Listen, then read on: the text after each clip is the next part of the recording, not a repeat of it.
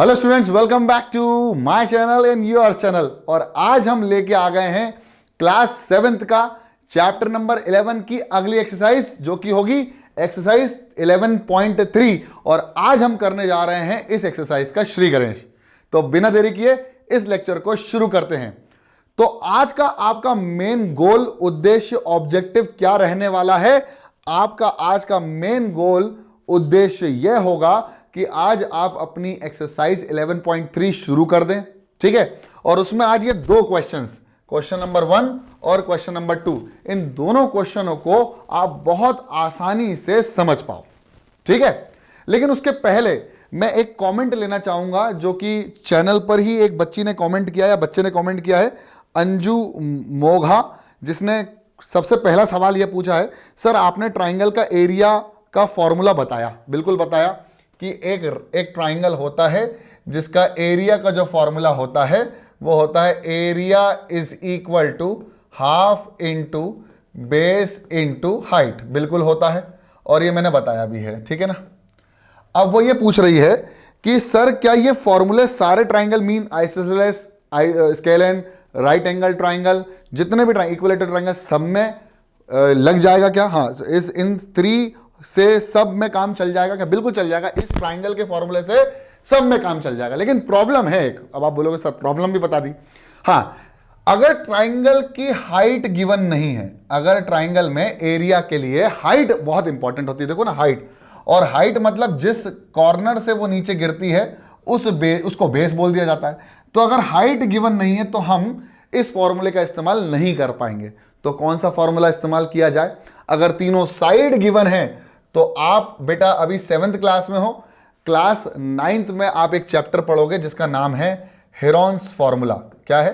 Heron's formula, जिसमें अगर आपको हाइट गिवन नहीं है, क्या गिवन नहीं है? हाइट गिवन नहीं है। जैसे हमने कहा ट्राइंगल में ए बी सी में ये हमको दे रखी है ए, ये हमको दे रखी है बी, और ये हमको दे रखी है सी। मान लीजिए तीनों साइड गिवन है, हाइट गिवन नहीं है, साइड गिवन से, तो आप हेरोन्स फॉर्मूला लगा के भी ट्राइंगल का एरिया फाइंड आउट कर सकते हो। वो कैसे कर सकते हो वो बताता हूं।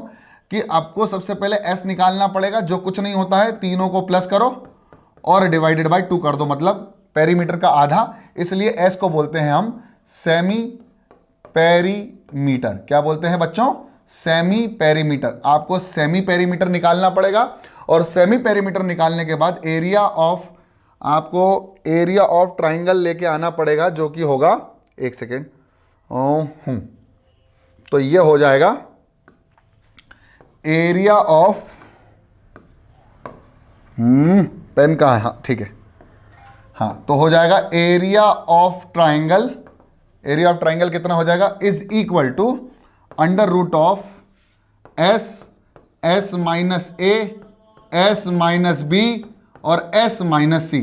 इस फॉर्मूले के थ्रू आप एरिया निकाल सकते हो। लेकिन क्लास 7th के लिए बच्चे, क्लास 7th के लिए सिर्फ आपको किस पर फोकस करना है? इस वाले फॉर्मूले पर फोकस करना है, जो कि होता है half into base into height. मैंने आपका डाउट क्लियर कर दिया। हाँ, एक और सवाल उसने पूछा है। उसने पूछा सर सर्कल का एरिया और पेरीमीटर प्रूफ कर दो। तो बेटा बिल्कुल कर देंगे, कोई दिक्कत वाली बात नहीं है। सर्कल का पेरीमीटर भी प्रूफ कर सकते हैं और सर्कल का एरिया भी प्रूफ कर सकते हैं। इस वाले लेक्चर में भी कर सकते हैं, कोई दिक्कत वाली बात नहीं है। लेकिन एक बात बताना चाहता हूं, अगर अच्छे से समझना हो, अच्छे से समझना हो, तो मेरा जो मेन चैनल है पुनीत सर की पाठशाला, क्या है? पुनीत सर की पाठशाला, वहां पर आप बहुत आसानी से सर्कल के इन दोनों फॉर्मूलों का प्रूफ, यानी सरकमफ्रेंस ऑफ सर्कल का फॉर्मूला होता है 2 पाई आर, वो कैसे आया है, और एरिया ऑफ सर्कल का फॉर्मूला यानी पाई आर स्क्वायर कैसे आया, उसमें मैंने बहुत बेसिक लेवल पर बात करी है, जो मैंने शायद आधा घंटे का वीडियो बनाया है। तो पुनीत सर की पाठशाला, आप कुछ नहीं करो, circle class 9th Puneet sir की पाठशाला डाल दोगे तो भी आपको उसका लिंक मिल जाएगा, आपको वीडियो मिल जाएगा। आप उस चैनल पे जाकर भी सर्च कर सकते हो। मैंने बहुत प्यारे तरीके से प्लेलिस्ट बना के रखी है। इस पर्टिकुलर चैनल पर मैं सिर्फ क्लास 7th के ही लेक्चर्स की बात करने जा रहा हूं, ठीक है।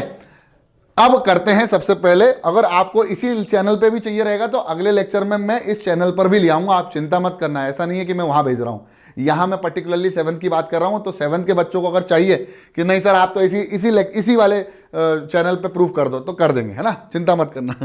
ठीक है, बहुत सारे बच्चे सोचते हैं अरे यार सर ये क्या क्या ऐसा थोड़ी नहीं होता, हम इस चैनल पर आए हैं और आप उस चैनल पर भेज रहे हो, कोई बात नहीं।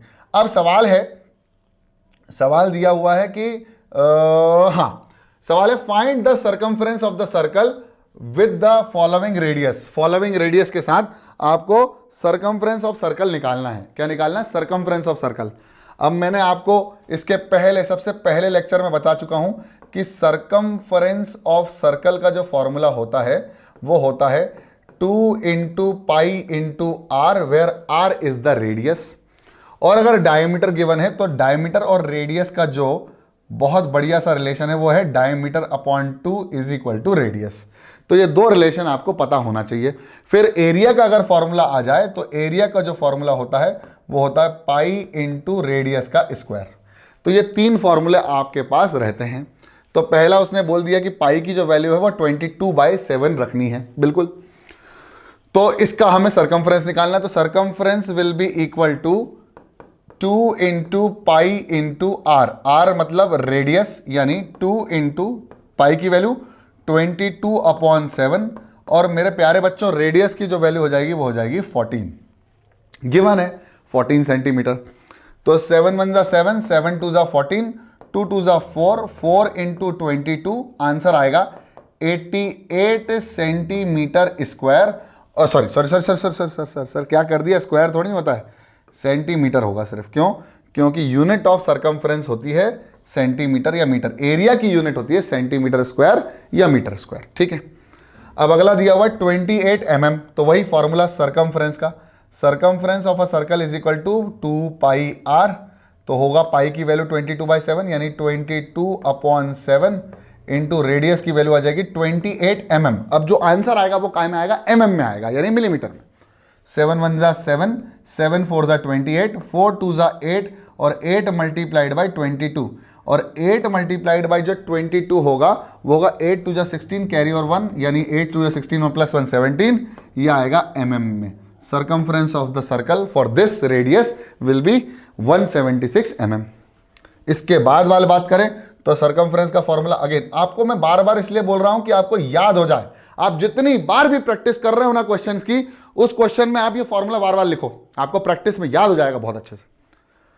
तो circumference will be equal to 2 into pi की वैल्यू 22/7, वैसे तो 3.14 भी होती है, रेडियस की वैल्यू हो जाएगी 21, 7 1 7, 7 3 21, 3 2 6, तो आएगा 6 मल्टीप्लाइड बाई 22, 6 2 12, 113, यानी 132 सेंटीमीटर। हाँ जी बिल्कुल सही, centimetre will be the answer. तो तीनों सर्कमफ्रेंस मैं बहुत अच्छे से निकाल चुका हूं। लेंथ जो पेरीमीटर होता है ना सर्कल का, उसको नया नाम दिया गया है सर्कमफ्रेंस ऑफ द सर्कल। इसके बाद जो हमारे पास आता है वो आता है क्वेश्चन नंबर 2। ये वाला क्वेश्चन समझ में आ गया सबको? ये वाला क्वेश्चन समझ में आ गया? और हाँ, पुनीत सर की पाठशाला में जाकर आप क्लास 8th से लेकर 9th 10th 11th 12th तक के सारे लेक्चर्स मैंने लगभग 400 से ऊपर, 450 से ऊपर वीडियोस बना दिए हैं आप लोगों के लिए। आप वहां पर भी जाके चेकआउट कर लेना। अगले क्लासेस के लिए, क्लास 8 के लिए, क्लास 9 के लिए, क्लास 10 के लिए, 11 12 के लिए आपका स्वागत है। और अपने दूसरे क्वेश्चन में हम बढ़ जाते हैं। ठीक है, तो दूसरा क्वेश्चन हमारे सामने है find the area of circle. वो होता है पाई इंटू आर का स्क्वायर। क्या होता है? पाई इंटू आर का square.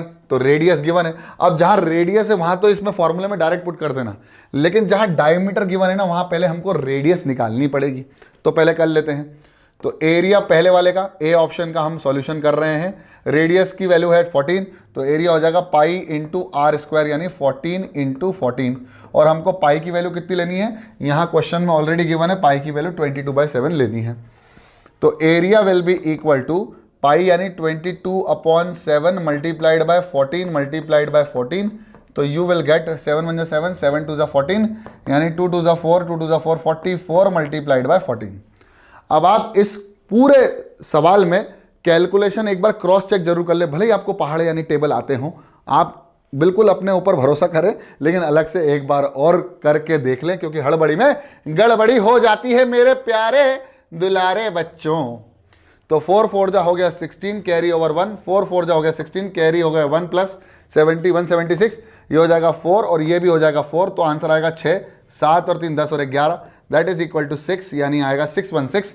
And this will be 616 centimetre square. तो आपका एरिया का फॉर्मूला निकालने के बाद हमने पहला सवाल कर दिया ए ऑप्शन का, जिसका एरिया आ गया 616 सेंटीमीटर स्क्वायर। बी करते हैं जिसमें डायमीटर दिया है। अब अगर डायमीटर दिया हुआ है 28 mm, तो आपको निकालना है रेडियस। तो रेडियस हो जाएगा डायमीटर का डिवाइडेड बाय 2, यानी हो जाएगा 14। अगेन वही आ गया आंसर 14 mm। बस अब आप कुछ नहीं करना है, यही वाला फॉर्मूला आएगा, बस सेंटीमीटर की जगह आपको आ जाएगा मीटर स्क्वायर, यानी जो एरिया हो जाएगा वो हो जाएगा पाई इंटू आर का स्क्वायर। पाई की वैल्यू 22/7, रेडियस की वैल्यू 14, 14 का स्क्वायर यानी 14 इंटू 14, 7 मुझे 7 7 two 14, 44 multiplied by 14 will be equal to 616 mm square. बस सेंटीमीटर की जगह क्या आ जाएगा, mm का स्क्वायर। बहुत बढ़िया। अब अगला है रेडियस, जिसमें 21 दिया है रेडियस। तो यही एरिया का formula again pi R square, और हो जाएगा area will be equal to 22/7, radius की वैल्यू हो गई 21 इंटू 21, 7 मुझे 7, 7 3 21, 3 2 6 इंटू 6 इंटू 21। अब 21 को 66 से मल्टीप्लाई करके चेक कर लो। यहाँ पर 21 मल्टीप्लाइड बाई 66, 6 1 6, 6 2 12, 6 1 6, 6 2 12, आंसर आएगा 6 8 3 1। तो आंसर आ जाएगा 1386 और आ जाएगा सेंटीमीटर का स्क्वायर। अब आप बोलोगे सर ये बेसिक हमें समझ में नहीं आया कि पेरीमीटर में तो सेंटीमीटर इंटू सेंटीमीटर था, सॉरी पेरीमीटर में तो सेंटीमीटर ही आ रहा था, यहां पर सेंटीमीटर स्क्वायर कैसे आ गया? मैं बताता हूं।